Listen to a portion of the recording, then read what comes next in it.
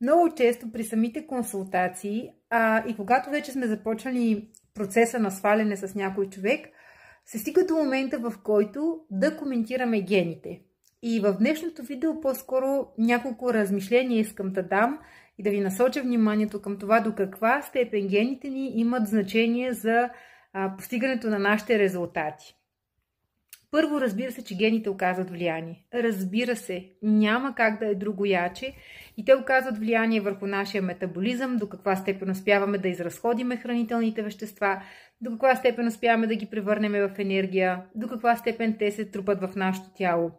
Разбира се, че те оказват влияние върху нашия апетит. Има хора, вие знаете, които са и по-пълнички, които имат невероятен апетит. Има хора, които са по-пълнички и почти не им се яде. По същия начин има слаби хора, които изяждат огромни количества и не им се лепи. Има слаби хора, които почти не ядат нищо и така се чувстват добре. Даже имам и такива познати, които казват, че са злояди. Ядат, примерно, супер слаби, се ядат един път на ден и то дори не здравословна храна и пак поддържат едни и същи килограми. Така че има значение и метаболизма, има значение апетита, има значение също до каква степен влияе определена спорт върху това дали ще изгаряме мазнини или не. Тоест, при някои хора като включат малко спорт, това веднага ще окаже влияние.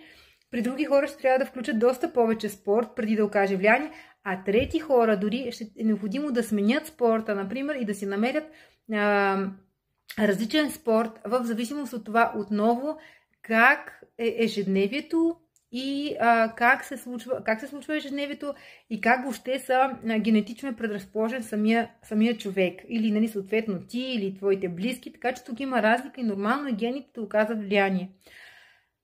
Разбира се, обаче не можем да лежим само на гените и да казваме, че от гените ни няма как да се случат резултати добри или тези резултати, които искаме. Какво имам в предвид? Със сигурност сте виждали хора, да речем родители, на които родителите, които са по-пухкави, а детето е слабичко. Или със сигурност сте виждали родители, които са по-слаби, а някои от децата, 1, 2 или 3, те са по-едрички. Което означава, че да, гените оказват влияние, но оказва влияние и начина на живот. Така че, ако искаме да постигнем резултати в определена област и сме готови да си признаем, че от нас зависи резултата, а не зависи от нещо външно и се фокусираме върху нещата, които зависят от нас, а именно